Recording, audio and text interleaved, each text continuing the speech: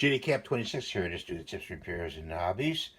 And I want to show you the prisoner here, the lost, forgotten prisoner. And I did go ahead and paint him. I left the bones, anything bones, and the sign and the skull on the base all glow in the dark. But I did give it a color to it to contrast the look of the whole model. So now when it glows in the dark, you'll see the contrast of the glow in the dark, and the paint will offshadow it. So that's what I want to show you. I hope you're having a good 4th of July. It is 4th of July today.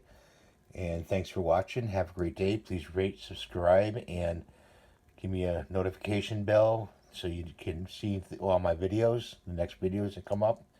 Try to give a variety of videos on my channel. And thanks for watching. See you next time.